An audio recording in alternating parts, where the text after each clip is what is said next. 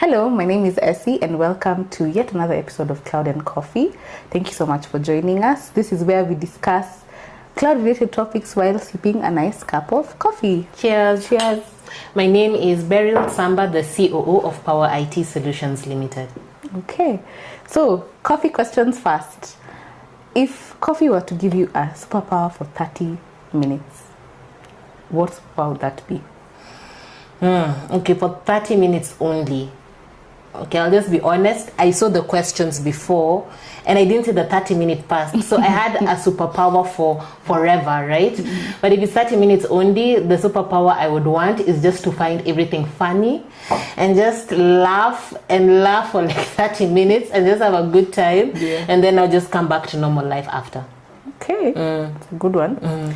So for, is there a mug that you gravitate towards in the office?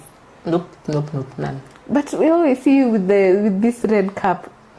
I always see me with this red cup because it's the one I'm always being given. Okay. Right? So maybe I should tell, like, even I see so many mugs, I don't know why I'm always being given the same one. Right? And then it's also with the assumption that maybe I drink a little, so maybe maybe one day I want to drink a lot. Anyways, I'm always being given this mug. Okay. And I don't complain. Okay. All right. That it's yours. It's mine. Nope. I will tell Lucy to give me more mugs, different mugs. Yeah. So this year we've had quite a number of customers come to us with data needs and wanting to set up their data on the cloud. What are the key considerations that a company, an organization must consider before embarking on these data projects? Okay.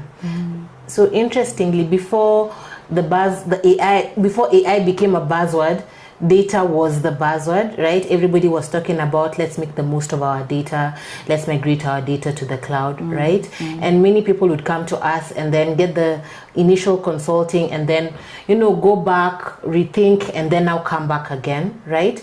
And some of the things that we really emphasize on, especially in the beginning, when you're now thinking of, okay, we have all this data, how do I get it on the cloud, right? Initially, when we start, many people only think the data project will only focus on visualizing the data, right? And I think the data visualization is actually the last thing. There's so many other considerations that you need to have beyond visualizing of your data. First of all, you really need to be critical. What do you want this data for? What do you want this data to do? Will this data be for decision support? Will this data be used to improve operational efficiency? Will this data be used for threat detection? Will this data be used for systematic operational, enhancements and requirements? Is this data used for governance? So it's very clear for you to understand what are you using your data for, because it also impacts like what are you going to visualize, right? And why it's important. So I feel after you figured out the reason why and what the benefit of your data is, I think the next step is to have a very clear consideration of what data is available. Oftentimes we have organizations and they come in and they have either too much data. No, you can never have too much data. They have a lot of data all over the place. Some might not, based off the objectives that they want to achieve, they might not have the data that they thought they required.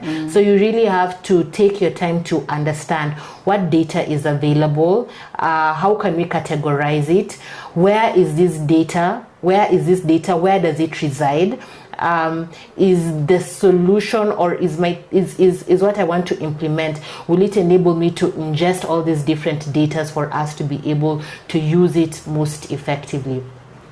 And then also when it comes to data, you also have to be very critical about what will the data flow be, because the data flow will determine what what type of cloud products you'll consume, what warehousing, what data warehouse you'll go for, right? So there are all those different considerations when it comes to the data that you actually have.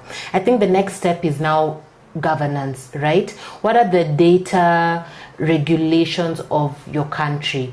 Can a specific type of data reside outside your country? What is your cost? Because also cost will be a consideration in terms of where will your data reside, right? So for instance, like we don't have Pawa is a GCP partner. We don't have any data regions within Kenya, but there's the data region in South Africa. But interestingly, having your GCP in South Africa is more costly than, let's say, having it in Europe. So there are all these different considerations that you have to put into place: cost versus, let's say, regulation, versus what your organization needs to have, like latency, speed, scalability.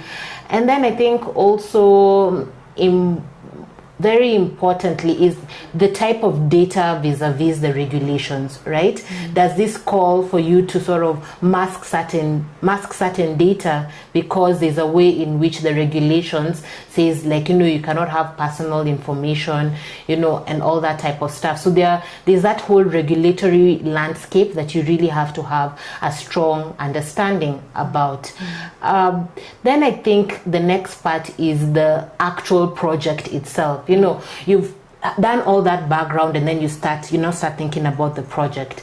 And when it comes to the project, as always, I will always say the team is an extremely important factor to consider within this whole project, right? And also there needs to be that aspect of, you also need to have somebody, a custodian on the other side, who is also a data champion, who also understands the regulation, so that on both sides there's that strong understanding from the beginning that, okay, this is how our organization views the data, and this is how we're going to progress throughout the project. And I think once you've implemented the project, I think there's also an understanding that we've now started to realize that there's a very iterative way in which you have to look at data projects. Initially you start this way, you think, okay, we're going to use this for operational purposes, and then now eventually you're like, okay, maybe now this operational data has necessitated the use to, like, think about